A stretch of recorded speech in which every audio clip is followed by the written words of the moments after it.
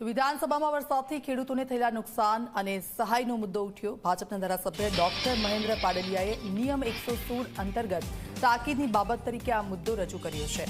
સૌરાષ્ટ્રના જૂનાગઢ, રાજકોટ અને પોરબંદર સહિતના વિસ્તારોમાં ભારે વરસાદથી થયેલી અસરની ચર્ચાઓ વિધાનસભામાં કરવામાં આવી।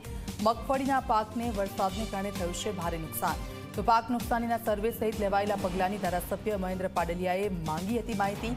ધારાસભ્યના સવાલોનો કૃષિમંત્રી રાઘવજી પટેલે જવાબ આપ્યો છે। સરકાર સહાય માટે સર્વે કરાવી રહી છે, કૃષિમંત્રીનું આ કહેવું છે। સરકાર ખેડૂતોને જરૂરી તમામ સહાય કરશે। આ સાથે ધારાસભ્ય અર્જુન મોઢવાડિયાએ આપી છે તેના અંગેની વિશેષ માહિતી। ગેટની રચના રકાબી જેવી હોવાથી એકવાર પાણી ભરાઈ ગયા પછી નીકળવાની વ્યવસ્થા નથી।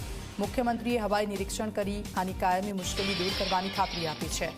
સર્વગ્રાહી અભ્યાસ માટે કંપનીને કામ સોંપાયું છે। ગેટનો આ પ્રશ્ન ઉકેલવા નાણાંની કોઈ મર્યાદા નથી એવું મુખ્યમંત્રીએ પણ કહ્યું છે। વિધાનસભા ગૃહમાં પહેલીવાર ભાજપના ધારાસભ્ય બન્યા બાદ અર્જુન મોઢવાડિયાનું આ નિવેદન।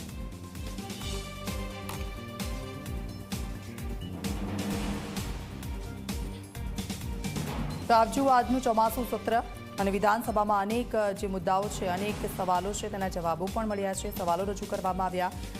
સાથે જ ગેટનો પણ પ્રશ્ન અને સાથે ચોમાસામાં જે વિસ્તારો છે સૌરાષ્ટ્રના ત્યાં પાણી ભરાઈ ગયા હતા અને ખેડૂતોને પાક વળતરની માંગણી કરવામાં આવી છે।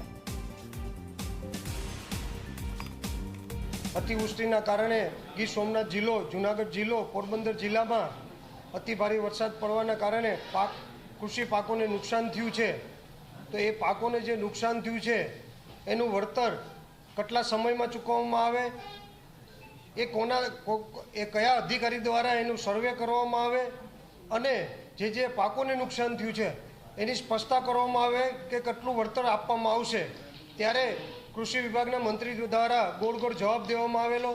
એમને સ્પષ્ટતા ન કરી કે કેટલા સમયમાં એનું વળતર આપવામાં આવશે, કયા અધિકારી દ્વારા સર્વે કરવામાં આવશે અને કેટલું વળતર આપવામાં આવશે એની સ્પષ્ટતા પણ કરવામાં ન આવે અને ગોળ જવાબ દેવામાં આવ્યો। ત્યારે મેં એ પણ કીધું, પણ તમે એમ કહેતા હોય કે 33% ઉપર નુકસાન થયું છે તો જ અમે આપવામાં આવશે, એટલે એનો મતલબ કે ગયા વખતે વળતર ચૂકવવામાં ન થયું એટલે 33% નીચે નુકસાન ગયું છે, તો એનો મતલબ આ વખતે પણ ગોળ જવાબ કરી સર્વે કરીને વળતર નહીં ચૂકવવામાં આવે એવું મને લાગી રહ્યું છે।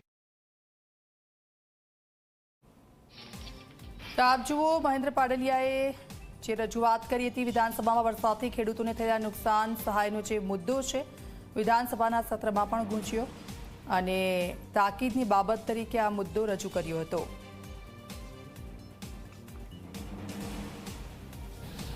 જે અતિ ભારે વરસાદ થવાથી પાકને ભારે નુકસાન થયું છે અને પાક સંપૂર્ણપણે નિષ્ફળ ગયો છે। આજે માનનીય કૃષિ મંત્રીશ્રીએ અમને ખાતરી આપી છે કે 1 હેક્ટર દીઠ જે ખેતરની અંદર 33% કરતાં વધારે નુકસાન થયું છે એમાં 1 હેક્ટર દીઠ જે SDRFના 8,500 રૂપિયાનું ધોરણ છે એ પ્રમાણે 2 હેક્ટરની મર્યાદાની અંદર ખેડૂતોને સહાય કરવામાં આવશે અને આમાં SDRFના ધોરણો કરતાં પણ થોડી વધારે સહાય કરવી પડે તો એ બાબતે પણ રાજ્ય સરકારે અહીંયા અમને આશ્વાસન આપ્યું છે।